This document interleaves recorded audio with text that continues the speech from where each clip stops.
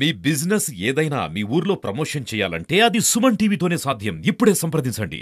Hello నమస్తే welcome to Suman TV. నేను miss Ravanthi. ప్రస్తుతం మనం ఇప్పుడు రాజన్న సిరిసిల్ల జిల్లాలోని వెమ్లవాడలో ఉన్నటువంటి తిప్పపూర్ గోశాలను అయితే ఇక్కడ ఉన్నాము. తిప్పపూర్ గోశాల అనగానే మనం మొన్న ఒక వీడియో చేసినాము. ఆ వీడియోకి సంబంధించి ఇప్పుడైతే అధికారులు స్పందించారు. ఇక్కడ మనకైతే మొత్తం కంప్లీట్ గా చలో పందిళ్ళు వేసిర్రు. ఎండాకాలం కాబట్టి అవి చాలా ఉన్నాయి, 1000కి పైగా ఉన్నాయి. ఇప్పుడు ఇంకా మళ్ళీ ఇంకా పెరిగినాయి కావచ్చు, మొన్నటికి ఇప్పటికి పెరుగుతాయి కూడా. ఎందుకంటే భక్తులు అనే వాళ్ళు సమర్పించుకుంటారు కాబట్టి పెరిగినాయి కావచ్చు. లోపల చూస్తే కూడా మనకు చాలా కనిపిస్తున్నాయి. మనం లోపల కూడా వెళ్దాము. వాటి కోసం ఎండగొట్టకుండానైతే చలో పందిలు వేసిర్రు. చల్లగా ఉంది. ప్రస్తుతం మనతో మాట్లాడడానికి ఈవో గారు ఉన్నారు. ఈ గోశాలకు సంబంధించి మరికొన్ని వివరాలు వారిని అడిగి తెలుసుకునే ప్రయత్నం అయితే చేద్దాం. హలో సార్, నమస్తే సార్. నమస్తే. సార్ చెప్పండి, మొన్న అయితే కొంచెం చూస్తే ఇబ్బందికరంగా అనిపించింది. అప్పటికిప్పటికి మంచి షెడ్లు వేసిర్రు, వాటిని అయితే మంచి సంరక్షిస్తున్నారు. దాని గురించి మీరు ఏమంటారు సార్? ఈ రాజరాజస్వామి దేవస్థానానికి దాదాపుగా వచ్చేటువంటి భక్తులు 80% మంది భక్తులు కోడి మొక్కు చెల్లించుకోవడం అనేది ఆనవాయితీ. కాబట్టి ఇక్కడ వచ్చేటువంటి భక్తులు కూడా దాదాపు మనకి పేద భక్తులు వస్తారు, నమ్మకంతో కూడా, స్వామివారి మీద నమ్మకంతో. సో ఆ రకంగా వారు మనకి కోడి మొక్కలో భాగంగా వాళ్ళు నిజ కోడి సమర్పించుకోవడం ఇవన్నీ కూడా అనాదిగా జరుగుతూ ఉన్నాయి. సో ఆ క్రమంలోనే దేవస్థానం వారు ఈ యొక్క కోడల్ని పరిరక్షించడానికి దేవస్థానం వద్ద ఒక గోశాల, అదేవిధంగా దేవస్థానానికి దూరంగా ఉన్నటువంటి తిప్పాపూర్ దగ్గర ఒక 6.5 ఎకరాల్లో గోశాల అనేది ఒకటి దాదాపు 30-40 ఇయర్స్ బ్యాక్ నిర్మించడం జరిగింది.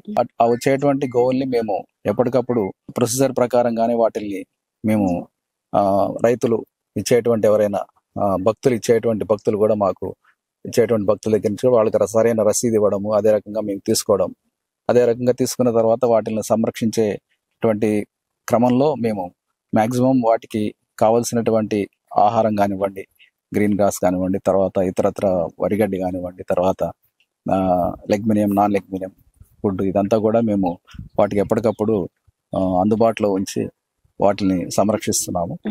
అదే క్రమంలో ఈ యొక్క గోవుల్ని చూడడానికి కూడా మా దగ్గర స్టాఫ్ను కూడా అధికంగా పెంచి ఈ గోపాల మిత్రులను కూడా ఎక్కువగా మేము పెంచేసేసి వాళ్ళ ఆధ్వర్యంలో కూడా మేము వాటిని ఎటువంటి ఇబ్బందులు కాకోకుండా మేము చర్యలు తీసుకోవడం జరుగుతుంది.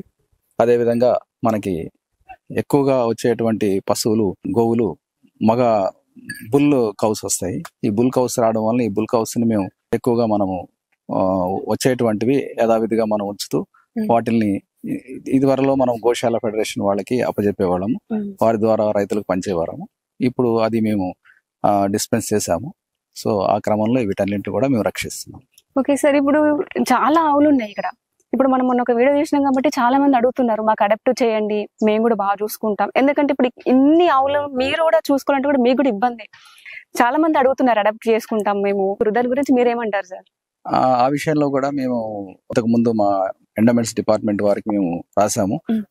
తర్వాత మనకి గోశాల, మన రామదాస్ గోశాల ట్రస్ట్ వారు కూడా మాకు ముందుకొచ్చి ఎన్జిఓ ఆర్గనైజేషన్ వాళ్ళు కూడా మనకు సహకారంతో ఈ యొక్క వీటిల్ని పంచడానికి కూడా, రైతులకి ఉచితంగా పంచడానికి కూడా ఏ విధంగా చేద్దామని చెప్పేసి వారు కూడా ప్రపోజల్ తేవడం జరిగింది.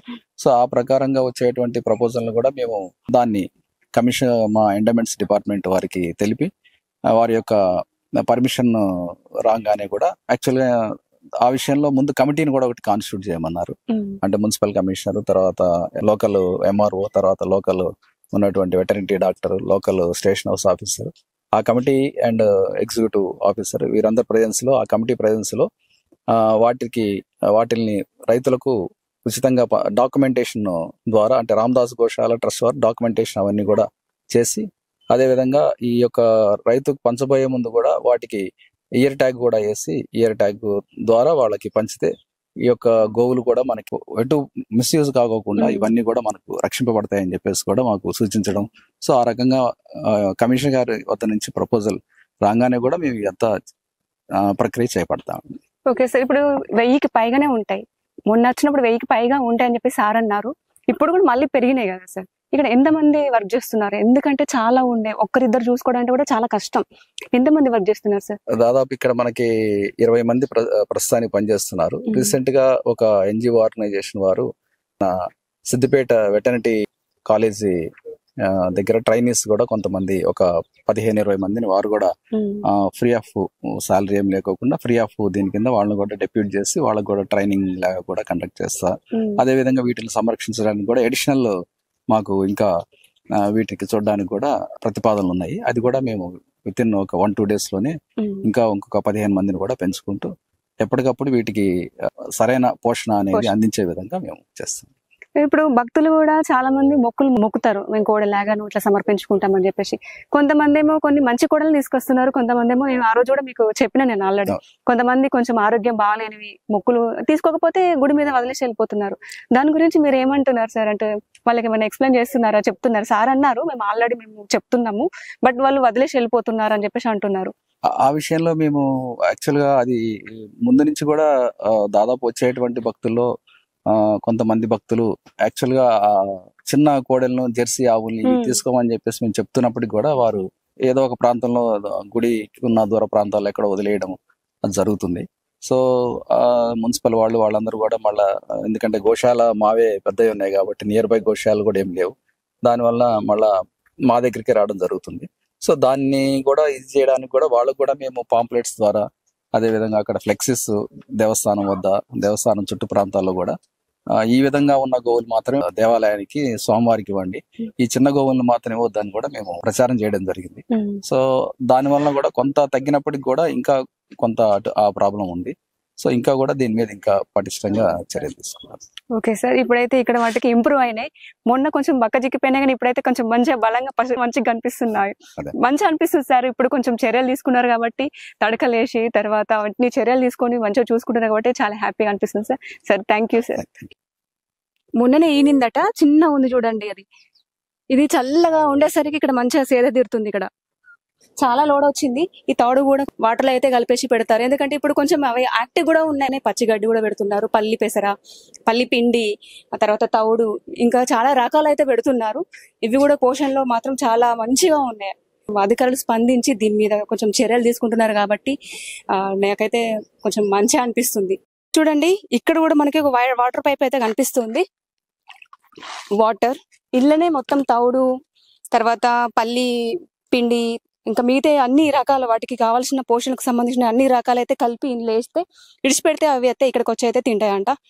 చూడండి ఇక్కడ ఏదో మనకు ఒక కుండి, పెద్ద కుండి ఏర్పాటు చేసిర్రు.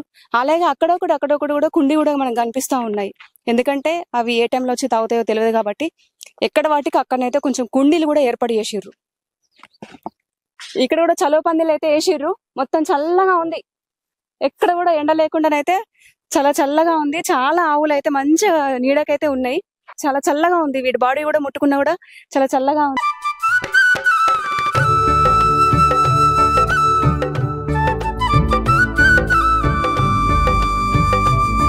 కంప్లీట్ గా చలవ పందులతోనైతే వీళ్ళు ఏర్పాటు చేసిర్రు.